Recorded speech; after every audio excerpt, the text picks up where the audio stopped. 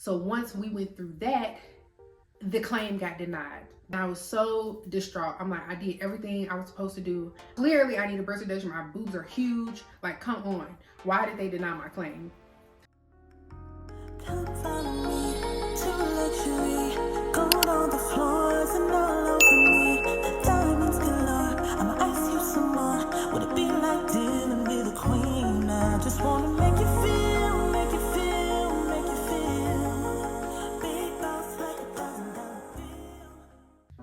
Hey girl, hey, it's your girl Cherie. Welcome to Cherie's Life of Luxury. If you're new here, and if you're true here, welcome back. And thank you so much for stopping by once again. So today we're gonna be doing the last episode of my breast reduction surgery series.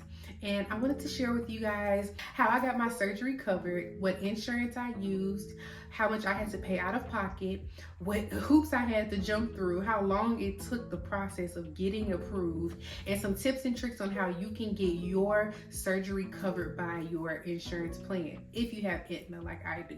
So make sure that you keep watching all the way to the end. I'm going to be jam-packing this video full of gems, so make sure you stick around all the way to the end so you don't miss any of them.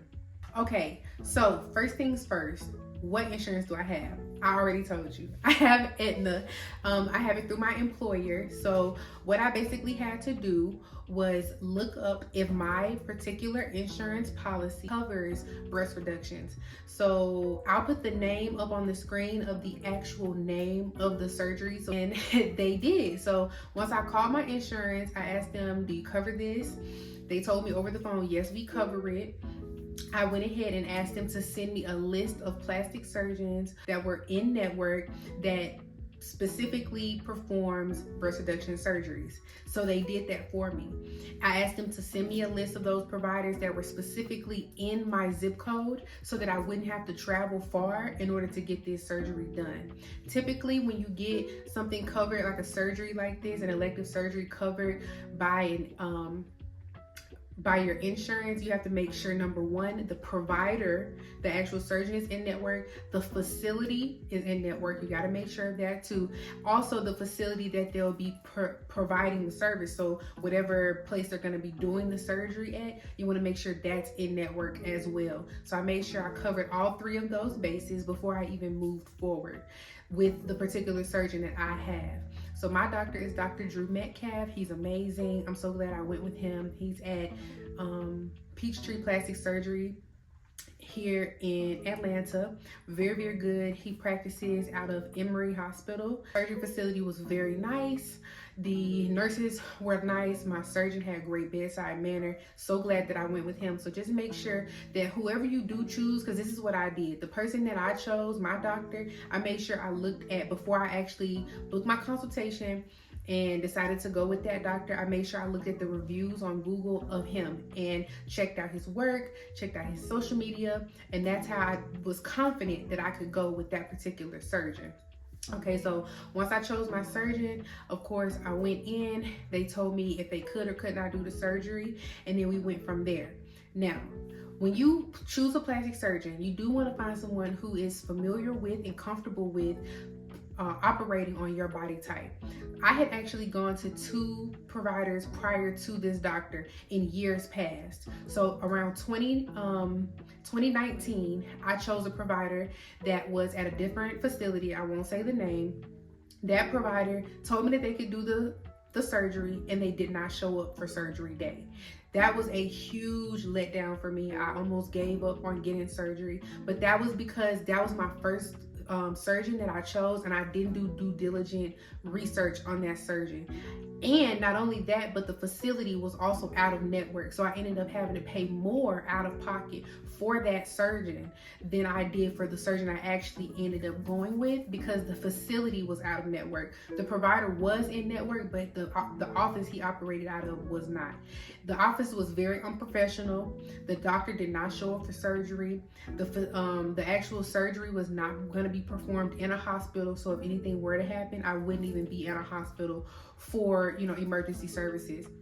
So keep all of that in mind, you guys. The second time I was about to get a provider to do my surgery, again, I would not name that provider, but it was a different facility and a different provider. The provider actually told me that I had to lose weight before I got the surgery. At the time, I was about 280 pounds. The doctor said I had to lose weight. I had to be under a BMI of 40 in order for him to provide the service to me. I lost the weight. I went back. The provider said I had now lost too much weight.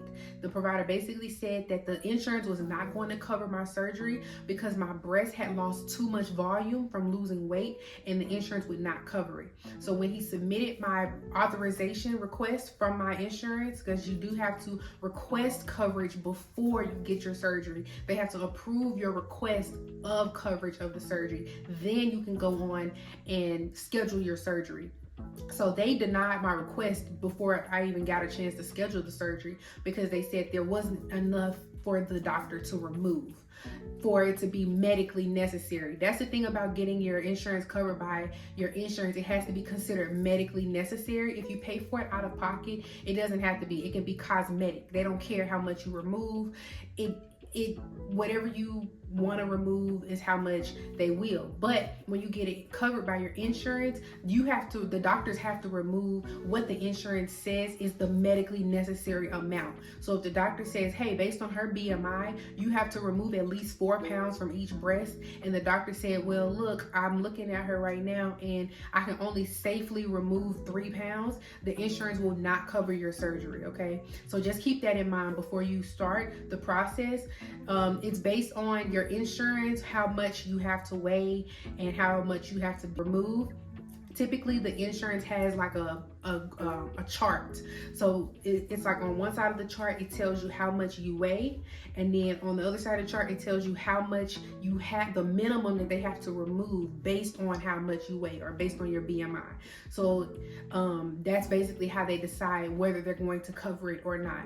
Also, in addition to that chart that tells them based on your BMI how much you have to remove, you also have to have, some insurances require that you have significant health problems or difficulties with your daily functions based on the size of your breast. So for me, I had back pain. I let them know I have severe back pain.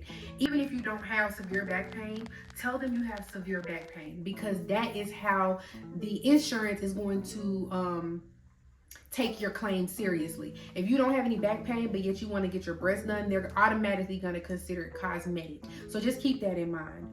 Also, I had grooves in my shoulders and darkness, which means that, I was cutting off circulation right here because of my bra digging into my shoulders.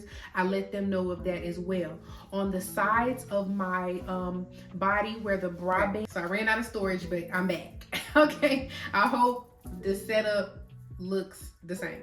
But anyway, so basically I was getting those grooves in my shoulders. I was getting rashes under my boobs as well that was causing me to have, discomfort. So I went to my dermatologist, the same one that I went to about my scalp, because I was having like dry, flaky scalp. I wanted to get that treated, which I have, and my hair is healthy as it ever has been. And so I went to her and I told her, I said, hey, I'm having these rashes, and she prescribed me a ointment or a cream to go under the breast on the rashes. But I also told her while I was there, like, hey, if I go and I decide I want to get my boobs done, do you mind sending me over, a referral? She said, yeah, that's no problem. Just call us and we'll send the letter. Also, in addition to that, I had also been going to a chiropractor the year before because I was in a little fender bender while I was riding in an Uber, and I was told by my lawyer to go to the chiropractor for my case.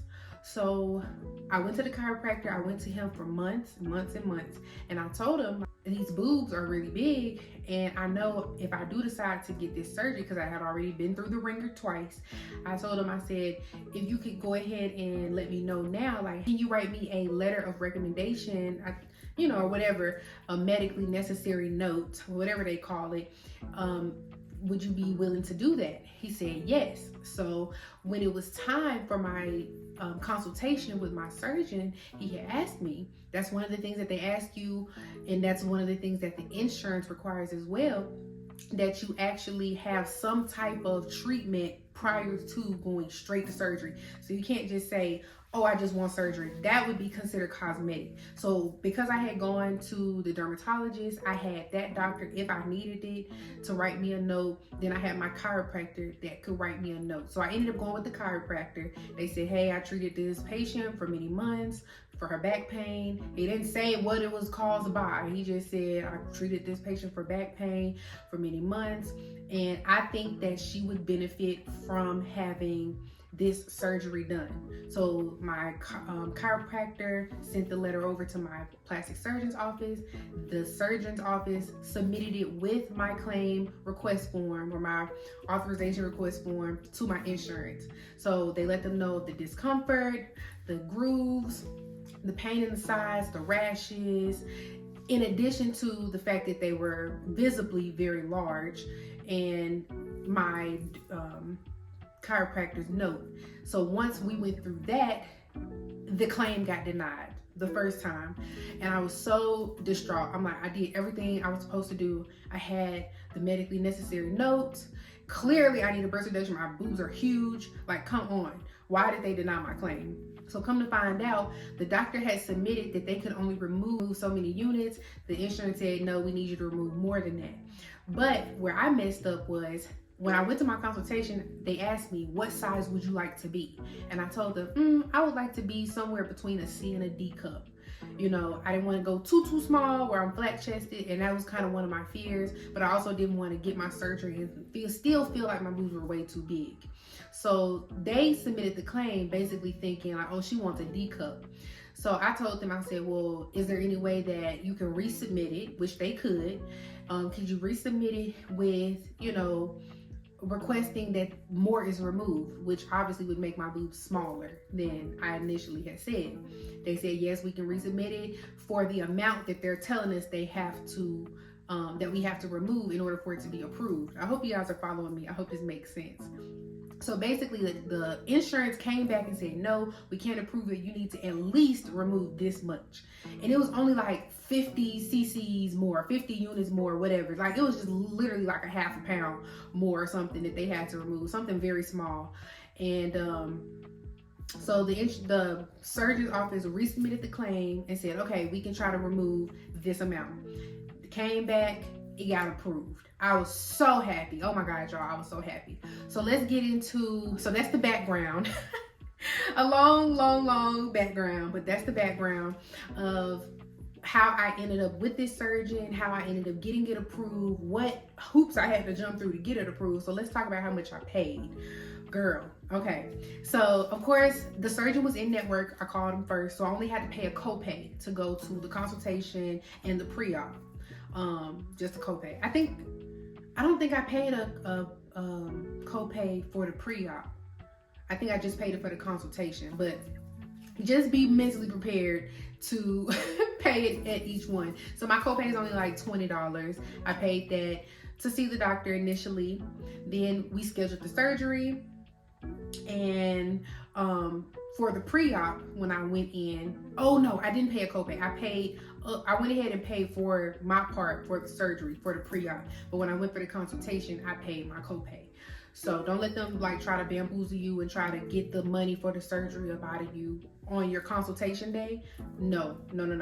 Make sure you get it approved by your insurance first and then pay whatever you have to pay. So the way insurance works is you don't pay out of pocket for the entire surgery. You just pay your deductible or your co-insurance, depending on who your insurance provider is. So with Aetna, my insurance, I pay a monthly premium, and I have to pay the deductible amount of $500 at least in order for the insurance to cover a major surgery like this. So I have to at least pay the $500 deductible. I put the numbers up on the screen because I wrote them all down, but I'll make sure I put the numbers up. So in essence, I only ended up paying $1,000. So I paid my copay, which was $20, and then I paid $1,000, okay?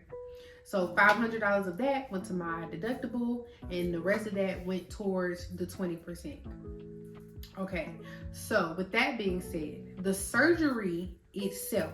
If I were to pay for it out of pocket, because the doctor's office didn't submit my insurance to the actual hospital where my surgery was done.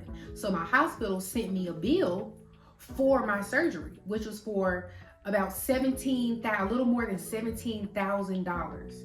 I was like, oh no, absolutely not.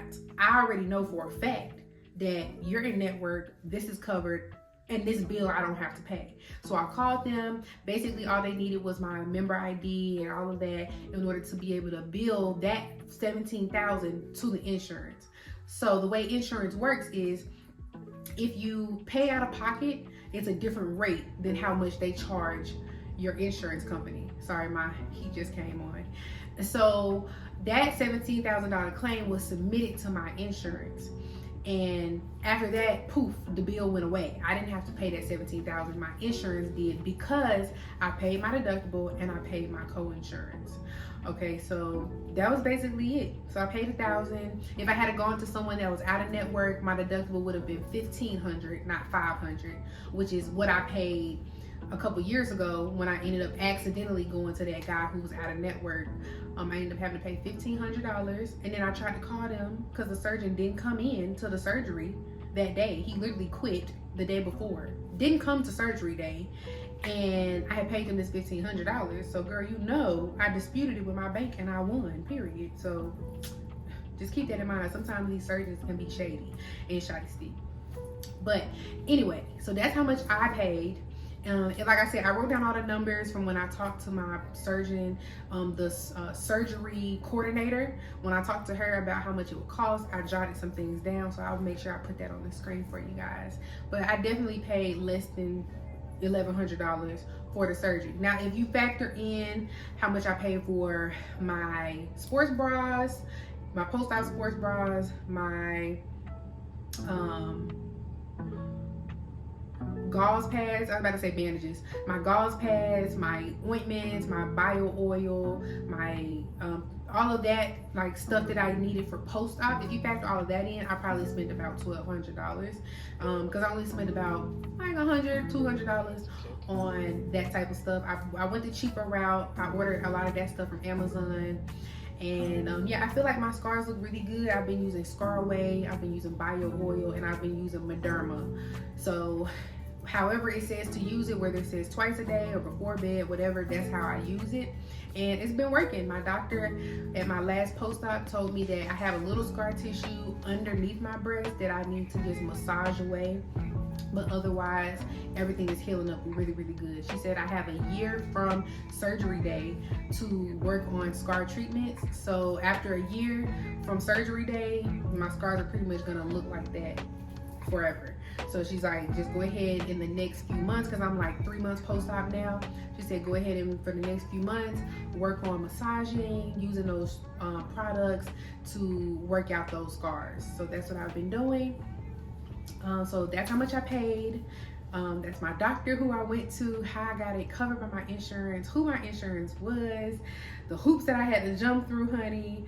I hope I'm not forgetting anything. I hope I'm not missing anything. If you have any questions, feel free to comment down below and ask me. I'm happy to answer. And that's it for me, you guys. Thank you so much for watching this video. I love you so much. I have really enjoyed sharing my experience with you guys. If you're watching and you've commented on one of my previous videos, I just want to say thank you so much for your feedback. Thank you for watching. Thank you for being so genuinely happy and supportive of me.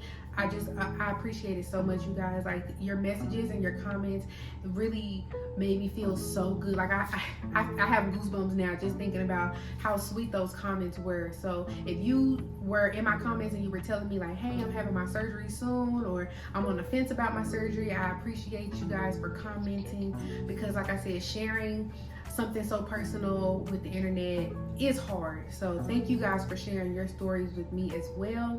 I'm so glad that my story was able to motivate you and educate you and inspire you. And I just love you guys so much. Thank you for subscribing, and good luck with your surgery. If you haven't gotten yours yet, I wish you the best of luck, and I know God is going to be with you. This is such a painless, not painless.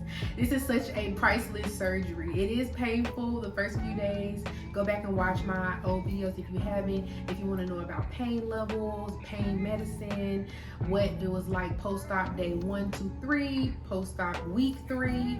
I pretty much took you along the entire journey with me. So if this is your first video that you're watching because you're considering getting surgery, make sure you go back and watch my entire series so that you'll know what to expect, okay? And comment down below. Let me know how your surgery went. If you were one of the girlies saying, girl, I'm about to have mine next month, or I just had mine last week, let me know how it went. I'm really curious to know. And follow me on Instagram. Make sure you subscribe. And I'll see you guys in the next video. I love you so much. God loves you. And have a happy new year, because today is December 30th. So I won't see you guys again until next year. So happy new year. Love you. Bye. Come follow me to luxury.